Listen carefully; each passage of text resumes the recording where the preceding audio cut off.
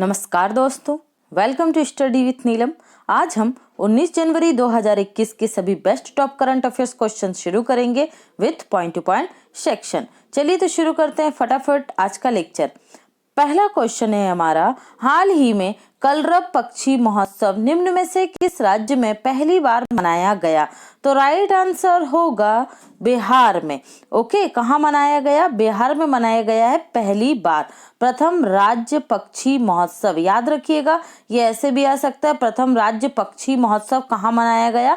तो ये मनाया गया है बिहार में, फर्स्ट टाइम मनाया गया। क्या है इसका उद्देश्य? तो इसका उद्देश्य ये है कि जो पक्षी हैं उनके प्रति लोगों में मानवीयता की भावना जागरूक करना, उनके प्रति लोगों को अधिक से अधिक जानकारी होना।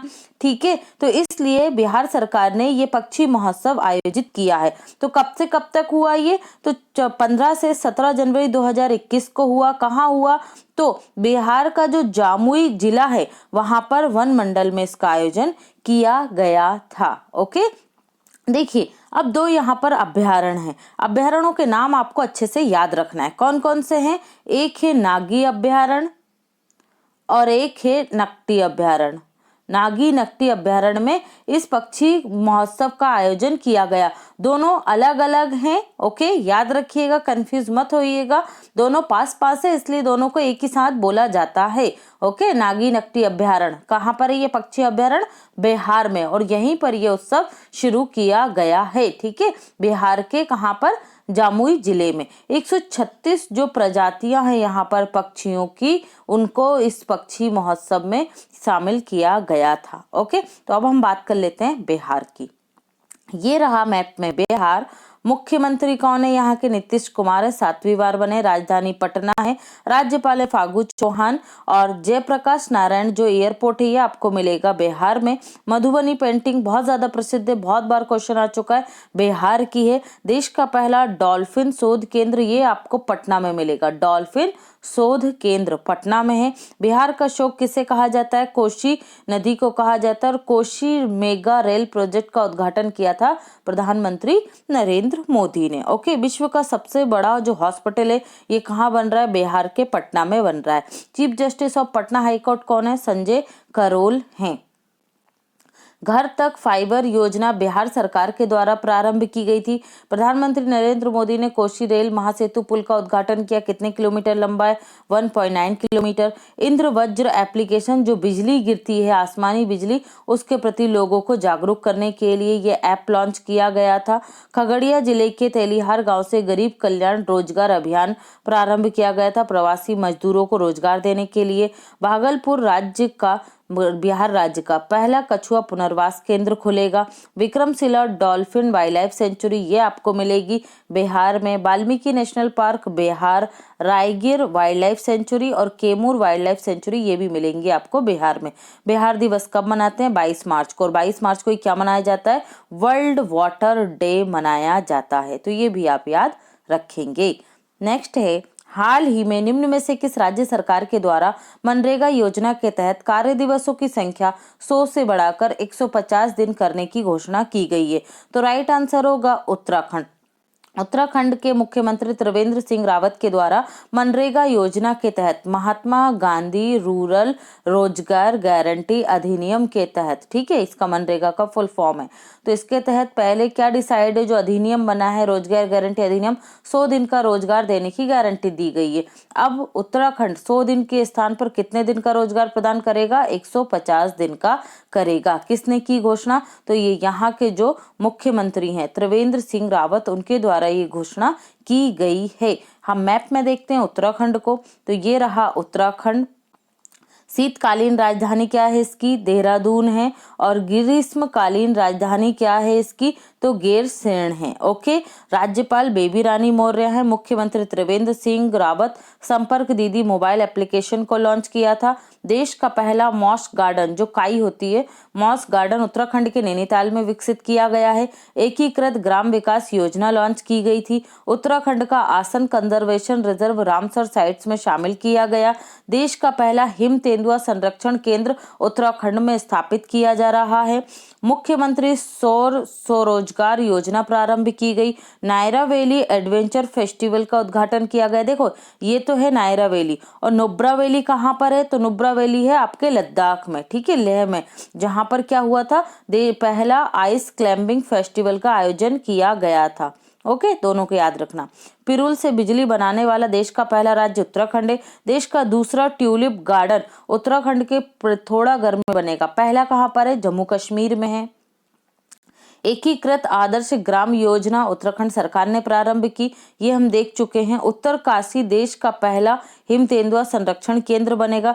जिम कॉर्बेट नेशनल पार्क या हेली नेशनल पार्क सबसे पुराना नेशनल पार्क है, और ये क्वेश्चन बहुत आता है। ओके, अभी आरआरबी एनटीपीसी का एग्जाम हुआ, उसमें भी ये क्वेश्चन आया है। जिम कॉर्बेट नेशनल पार्क पर पहली बार स्थानीय महिलाओं को गाइड के तौर पर नियुक्त किया गया। Nanda Devi national park, Gangotri national park, Rajaji national park, फूलों की घाटी नेशनल पार्क, ये सभी मिलेंगे आपको उत्तराखंड में। भागीरथी नदी पर टेहरी डैम भारत का सबसे ऊंचा डैम है, ये भी आपको मिलेगा उत्तराखंड में। नेक्स्ट क्वेश्चन है हमारा, हाल ही में United nation department of economic and social affairs द्वारा जारी इंटरनेशनल माइग्रेशन रिपोर्ट 2020 के तहत अन्य देशों में सर्वाधिक प्रवासी किस देश के हैं। ठीक है, तो सर्वाधिक प्रवासी, ये जन्म से प्रवासियों की बात नहीं हो रही है ना, भारतीय मूल के व्यक्तियों की बात नहीं हो रही है। प्रवासी समझते हैं जो एजुकेशन के लिए या काम के लिए या किसी और उद्देश्य से क्या गए हैं, भारत से गए हैं किसी अन्य देश में। ओके, तो यहाँ पर राइट आंसर होगा भारत। भारत के जो प्रवासी हैं पूरे विश्व में, जो ये रिपोर्ट आई है यूएन देसा की, ठीक है, इसके अनुसार 2020 में भारत के अन्य देशों में या पूरे विश्व में कितने प्रवासी हैं, 18 मिलियन। ठीक है, लगभग 1-2 करोड़ के समथिंग, ठीक है, 1,80,00,000 के समथिंग है। और जो है आपका दूसरे स्थान पर कौन आता है, तो दूसरे स्थान पर है मैक्सिको, और मैक्सिको के साथ ही रशिया भी है दूसरे स्थान पर। तो इन दोनों देशों के ही लगभग 11 मिलियन लोग हैं प्रवासी।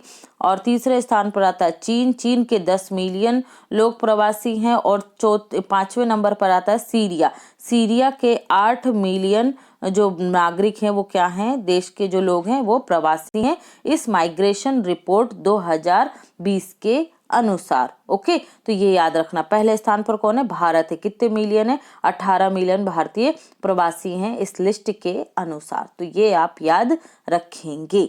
ओके, नेक्स्ट हम देखते हैं, हाल ही में निम्न में से किस राज्य में देश का पहला श्रम आंदोलन संग्रहालय स्थापित किया जा रहा है, तो ये राइट आंसर होगा हमारा केरल। केरल के अलापुझा जो जिला है वहां पर, केरल के अलापुझा जिला में क्या किया जा रहा है, देश का पहला श्रम आंदोलन संग्रहालय स्थापित किया जा रहा है। यहाँ पर क्या किया जाएगा, जो श्रमिकों का संघर्ष है उनसे जुड़े हुए जो महत्वपूर्ण आंदोलन है उनका उल्लेख यहाँ पर किया जाएगा। ओके, इस संग्रहालय में जो महत्वपूर्ण कानून हुए हैं, जो सुधार हुए हैं, जो श्रमिकों की जीवन स्थिति थी, जो उन्होंने आंदोलन करे एक एक चीजों के लिए, काम के घंटों के लिए, अच्छी स्वास्थ्य व्यवस्था के लिए, अच्छे प्लेस के लिए, तो ये सभी का वर्णन इस संग्रहालय में आप देख पाएंगे। कहाँ पर, केरल के अलापुझा में। अब देखिए, जो केरल का अलापुझा जिला है इसे क्या कहा जाता है, इसे कहा जाता है Venice of the east, Venice of the east. तो वेनिस कहाँ पर है स्थित शहर है, तो ये स्थित शहर है वेनिस इटली का। ओके, इटली का शहर है वेनिस, और यहाँ पर इटली जो क्या है, समुद्र किनारे स्थित है। ठीक है, तो ये खूबसूरत बसाहट वाला शहर है और अपनी खूबसूरती के लिए विश्व में प्रसिद्ध है। उसी तरीके से केरल का अलापुझा भी है। तो ये जो इटली है कहाँ पर है, अगर हम वर्ल्ड मैप में देखें तो इटली है पश्चिम में, और हम किस दिशा में हैं, तो हमें पूर्व में, भारत पूर्व में स्थित है। तो जो अलापुझा है जिला है इसे कहा जाता है वेनिस ऑफ ईस्ट। पश्चिम का तो वेनिस खुद है, और वेनिस ऑफ ईस्ट किसे कहते हैं, अलापुझा जिला को कहते हैं। तो ये जो उपनाम होते हैं ये भी बहुत इंपॉर्टेंट होते हैं, इसलिए इन्हें आप याद रखिएगा। नेक्स्ट देखते हैं हम केरल के बारे में। ये रहा मैप में केरल, राजधानी है तिरुवनंतपुरम, राज्यपाल है आरिफ मोहम्मद खान, मुख्यमंत्री है यहाँ के पिनरई विजयम, मसालों का बाग केरल को कहा जाता है, सबरीमाला मंदिर आपको केरल में मिलेगा, मोहिनी अट्टम डांस केरल से संबंधित है, मालाबार तट केरल के तट को ही कहा जाता है, हमेशा याद रखिएगा। फ्री इंटरनेट सेवा किसने दी है, तो ये दे रहा है केरल राज्य। ओके, याद रखना। हाल ही में प्रसिद्ध तमिल अभिनेता और तमिलनाडु के पूर्व मुख्यमंत्री एमजीआर की कौन सी जयंती मनाई गई, तो राइट आंसर होगा यहाँ पर हमारा 104वीं। ठीक है, इनकी 104वीं जयंती मनाई गई है। 1917 में इनका जन्म हुआ था, कहाँ पर, श्रीलंका में। ओके, याद रखना, श्रीलंका के कैंडी में इनका जन्म हुआ था। और ये क्या रहे, प्रसिद्ध तमिल अभिनेता रहे और साथ ही तमिलनाडु के पहले ऐसे मुख्यमंत्री थे जो अभिनेता थे और मुख्यमंत्री बने थे। ओके, इनके महान कार्य थे, ये लोग गरीब लोगों की बहुत ज्यादा मदद करते थे, खुद भी एक गरीब फैमिली से ही आते थे, पढ़ाई लिखाई के इनके पास पैसे नहीं थे, तो इन्होंने उस तरीके से काम किया कि आज भी तमिलनाडु में मसीहा के तौर पर ही जाने जाते हैं। और जो जयललिता थी, इससे पहले तमिलनाडु की मुख्यमंत्री, उनका निधन हो गया, उन्हें भी राजनीति में लाने का श्रेय इन्हीं को जाता है। ठीक है, तो ये आप याद रखेंगे। इनकी कौन सी जयंती मनाई गई है, 104वीं जयंती मनाई गई है। आपने नाम सुना होगा AIADMK। ठीक है, ये जो पार्टी थी इसकी स्थापना 1972 में इन्होंने कांग्रेस से अलग होकर की थी। ठीक है, किसने, MGR ने। ठीक है, याद रखिएगा, MGR ने की थी। इनकी ऑटोबायोग्राफी का नाम भी आप याद रखेंगे। ऑटोबायोग्राफी क्या थी इनकी, why I was born. Why I was born कब आई थी, 2003 में।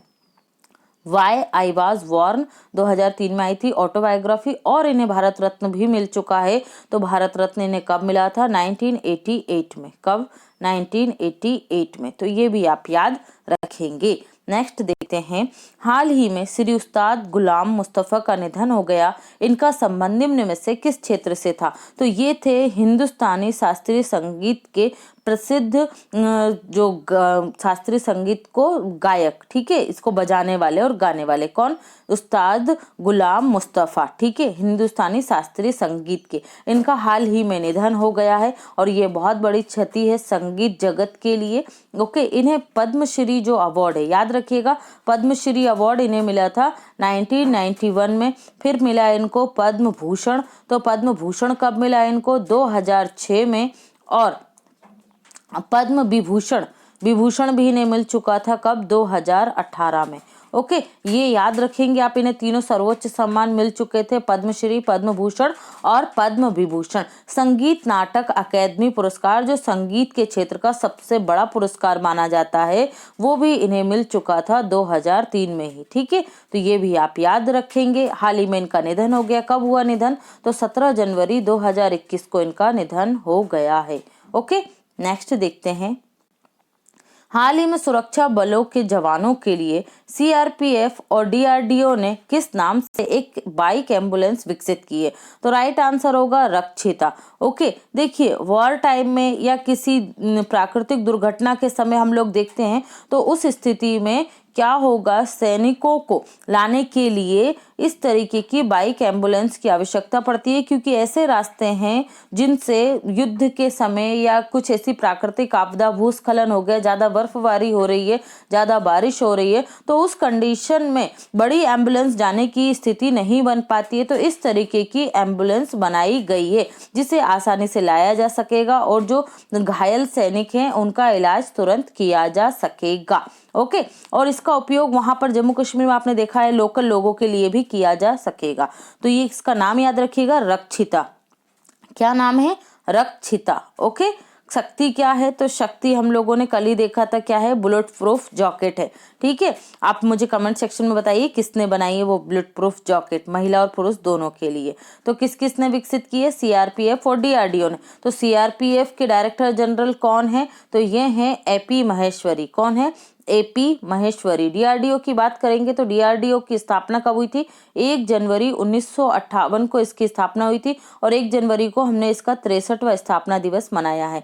चेयरमैन कौन है DRDO के, तो ये है जी सतीश रेड्डी और इनका कार्यकाल 2 वर्ष के लिए बढ़ाया गया है। ओके, और क्या क्या याद रखना है आपको, मेन इंपॉर्टेंट पॉइंट कल ही हमने देखा था, आसमी।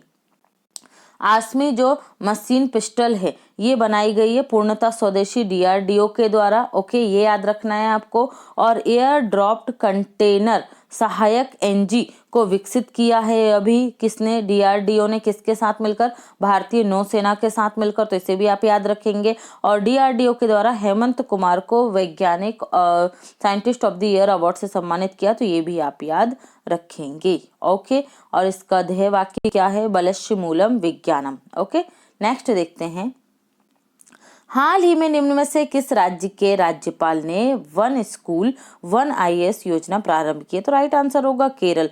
केरल के राज्यपाल कौन है? तो भाई ये हैं आरिफ मोहम्मद खान जी। ओके, और इन्होंने प्रारंभ किए वन स्कूल वन IAS। ठीक है, जो गरीब वर्ग से आने वाले विद्यार्थी हैं लेकिन वो छात्र क्या है? मेधावी हैं। ठीक है, उनमें प्रतिभा है। तो उसके लिए जो वैदिक एरोडाइड स्कॉलरशिप प्रोग्राम है उसके तहत केरल सरकार के साथ मिलकर 10,000 मेधावी छात्र जो गरीबी तबके से आते हैं उन छात्रों को जो सिविल सर्विस ज्वाइन करना चाहते हैं उन्हें क्या की जाएगी? कोचिंग प्रदान की जाएगी। वन स्कूल वन IAS योजना के तहत किसने लॉन्च किए? तो केरल के राज्यपाल मोहम्मद आरिफ खान ने। तो ये आप याद रखेंगे। केरल के बारे में हम पीछे पढ़ चुके हैं। कुछ इंपॉर्टेंट पॉइंट हम यहाँ देखेंगे।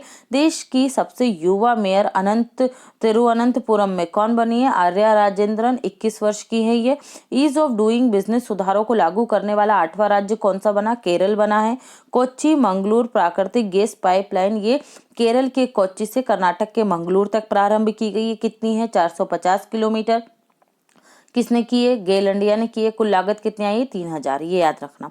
केरल सरकार ने देश की पहली solar electric roll on roll of सेवा को शुरू करने की घोषणा की है। देश का पहला स्पेस टेक पार्क ये कहाँ बन रहा है? तिरुवनंतपुरम में बनेगा। चीफ जस्टिस कौन है? S मणिकुमार है केरल हाईकोर्ट के। और परिवर्तनम योजना मछुआरों की स्थिति में सुधार के लिए प्रारंभ की गई थी। सौर ऊर्जा से चलने वाली मिनी ट्रेन का उद्घाटन कहाँ किया गया? केरल में। तो ये अभी करंट अफेयर्स के कुछ इंपॉर्टेंट पॉइंट थे, इन्हें आप ध्यान रखेंगे। हाल ही में किस बैंक के द्वारा ऋण समाधान योजना प्रारंभ की गई है?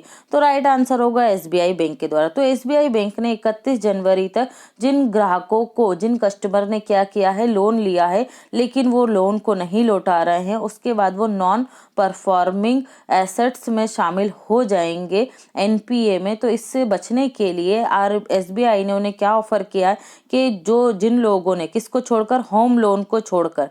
ठीक है, यहाँ होम लोन को छोड़कर जितने भी प्रकार के ऋण लिए गए हैं उसका मात्र 10% ही उन्हें जमा करना है और 10% जमा करने के बाद वो क्या होगा? उनका ऋण पूरा माफ हो जाएगा। तो ये क्या है? ऋण समाधान योजना है। कौन लेकर आया है? SBI लेकर आया है। ठीक है, 31 जनवरी से पहले चुकाना होगा 10% लोन। ओके, होम लोन इसमें शामिल नहीं है। तो याद रखिएगा SBI हेडक्वार्टर आपको मिलेगा मुंबई में।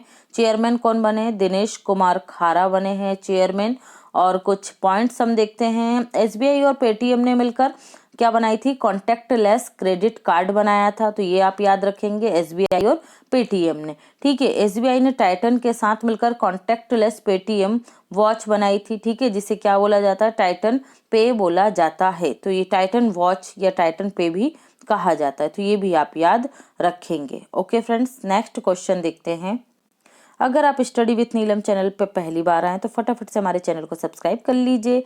बेल आइकन प्रेस करना बिल्कुल ना भूलें, जिससे आपको सभी नोटिफिकेशन सबसे पहले प्राप्त होंगे। वीडियो को ज़्यादा से लाइक कीजिए, ज़्यादा से ज़्यादा शेयर कीजिए और हमारे चैनल को सब्सक्राइब करना बिल्कुल मत भूलिए। चलिए तो शुरू करते हैं पॉइंट टू पॉइंट सेक्शन। पहला पॉइंट है हमारा, प्रधानमंत्री नरेंद्र मोदी ने स्टैचू ऑफ यूनिटी से कनेक्टिविटी देने के लिए 8 ट्रेनों को हरी झंडी दिखाई, जो गुजरात के नर्मदा जिले के केवड़िया तक रेल कनेक्टिविटी बढ़ाएगा। क्योंकि गुजरात के नर्मदा जिले के केवड़िया में ही क्या है? स्टैचू ऑफ यूनिटी है। हाल ही में संयुक्त राष्ट्र मानवाधिकार परिषद ने वर्ष 2021 के लिए फिजी के राजदूत नजहत शमीम खान, ये महिला हैं, खान को राष्ट्रपति चुना है। ठीक है, किसके लिए? संयुक्त राष्ट्र मानवाधिकार परिषद के लिए। फिजी की राजधानी क्या है? सूबा है और यहाँ की करेंसी क्या है, फिजियन डॉलर है। पतंग उत्सव सक्रेन का कहाँ मनाया जा रहा है, तो ये बांग्लादेश में मनाया जा रहा है, याद रखना। दुनिया का पहला हाइब्रिड एरोस्पेस और रक्षा प्रदर्शनी बेंगलुरु शहर में आयोजित किया जाएगा। अब दुनिया का पहला इसलिए बोला जा रहा है क्योंकि रक्षा मंत्रालय के द्वारा इसे इसी रूप में प्रचारित किया जा रहा है, क्योंकि ये ऑनलाइन भी होगा। ओके, हाइब्रिड में मतलब इसमें ऑनलाइन भी शामिल हो सकेंगे और फिजिकली भी इस उत्सव में शामिल की होंगे। ठीक है, रक्षा मंत्रालय के द्वारा कौन है रक्षा मंत्री, राजनाथ सिंह। लोकसभा क्षेत्र क्या है, लखनऊ। इस रक्षा प्रदर्शनी के लिए क्या लॉन्च किया है, एरो इंडिया 2020 मोबाइल एप्लीकेशन भी लॉन्च किया है। याद रखिएगा कहाँ होगा, बेंगलुरु कर्नाटक में इसका आयोजन होगा। डिजिटल इंडिया अवार्ड 2020 किसने जीता, बिहार ने जीता है। पूर्वोत्तर भारत का ग्लास ब्रिज नालंदा जिले के राजगीर में बनाया गया है, पहला। ओके, पूर्वोत्तर भारत की बात हो रही है। जेफ बेजोस की कंपनी ब्लू ओरिजिन ने अपने न्यू शेपर्ड वाहन को सफलतापूर्वक लॉन्च किया। इसका उद्देश्य मानव को अंतरिक्ष में जल्द और सस्ती उड़ान प्रारंभ करने के लिए किया जा रहा है। इनका उद्देश्य लगभग $2 लाख में क्या किया जा सके, कोई भी व्यक्ति अंतरिक्ष की सैर पर जा सके। इसे अगर रुपये में कन्वर्ट करेंगे तो 1,40,00,000 से 1,50,00,000 के बीच में आप पे करके कहाँ जा सकेंगे, अंतरिक्ष में जा सकेंगे। ओके, जो एलन मस्क की कंपनी है स्पेस एक्स और जेफ बेजोस की कंपनी ब्लू ओरिजिन, इनके बीच में कंपटीशन है। ठीक है, कि कौन पहले मानव को पर्यटन के लिए अंतरिक्ष भेजता है। ठीक है, तो ये इनका नए नए क्या चल रहे हैं, अभियानों की लॉन्चिंग हो रही है। भारतीय खाद्य निगम FCI की स्थापना 14 जनवरी 1965 को हुई थी। हाल ही में FCI ने अपना 57वां स्थापना दिवस मनाया है। किसके अंतर्गत आता है, उपभोक्ता मंत्रालय के अंतर्गत आता है। कौन है हमारे उपभोक्ता मंत्रालय के मंत्री, तो पीयूष गोयल हैं। भारत और जापान के मध्य हाल ही में information and communication technology ICT के मध्य समझौता हुआ। इस क्षेत्र में रविशंकर प्रसाद जो हमारे सूचना एवं प्रसारण मंत्री हैं, उन्होंने इस समझौते पर हस्ताक्षर किए और इसके तहत भारत में 5G टेक्नोलॉजी जो कहाँ पर जापान में उपयोग की जा रही है, वही 5G टेक्नोलॉजी भारत में उपयोग की जाएगी। टेलीकॉम क्षेत्र में, मतलब जो कम्युनिकेशन के क्षेत्र, इंफॉर्मेशन के क्षेत्र और जो हाई टेक्नोलॉजी जापान में उपयोग की जा रही है, अब वही टेक्नोलॉजी कहाँ ली जाएगी, भारत में भी उपयोग की जाएगी और इसीलिए ये समझौता किया गया है। तो अच्छा समझौता, याद रखिएगा उस क्षेत्र का नाम। ओके, शासन में पारदर्शिता श्रेणी में पंचायती राज्य मंत्रालय को क्या मिला है, स्कॉच चैलेंजर अवार्ड 2021 मिला है। कौन है पंचायती राज्य मंत्रालय के मंत्री, तो नरेंद्र सिंह तोमर है, जो वर्तमान में हमारे कृषि मंत्री भी हैं। ओके, अब देखिए कल हमने पढ़ा था ई गवर्नेंस के क्षेत्र में किसे मिला है जो स्कॉच चैलेंजर अवार्ड है लगातार दूसरे वर्ष, तो ये जनजातीय मंत्रालय को मिला है। तो अलग अलग श्रेणियों की बात हो रही है, तो ध्यान रखिएगा। ई गवर्नेंस में मिला है जनजातीय मंत्रालय को और शासन में पारदर्शिता के लिए मिला है पंचायती राज्य मंत्रालय को। योवेरी मुसेवेनी 6वीं बार युगांडा के राष्ट्रपति बने हैं। तो ये था हमारा आज का point two point section. I hope आपको पसंद आया होगा। आपका आज का क्वेश्चन है, हाल ही में समाचारों में चर्चा में रहा सक्षम अभियान का संबंध निम्न में से किस क्षेत्र से है। तो आप सभी लोग आंसर कीजिएगा। कल आपसे पूछा था, हाल ही में निम्न में से किसे फ्रांस के प्रतिष्ठित सम्मान ऑर्डर नेशनल डू मेरिट से सम्मानित किया गया। राइट आंसर था रोहिणी गोडबोले को। ओके, नेक्स्ट, अगर आपको हमारी वीडियो पसंद आ रही है और आप हमें सपोर्ट करना चाहते हैं तो फ्रेंड्स वीडियो को ज़्यादा से ज़्यादा लाइक कीजिए, ज़्यादा से ज़्यादा कमेंट कीजिए और आप जहां इसे शेयर कर सकते हैं आपके स्टडी रिलेटेड ग्रुप में, फेसबुक, इंस्टा, जहां आपको इसको शेयर कर सकते हैं वहां इसे ज़रूर शेयर कीजिए। And thanks for watching, take care.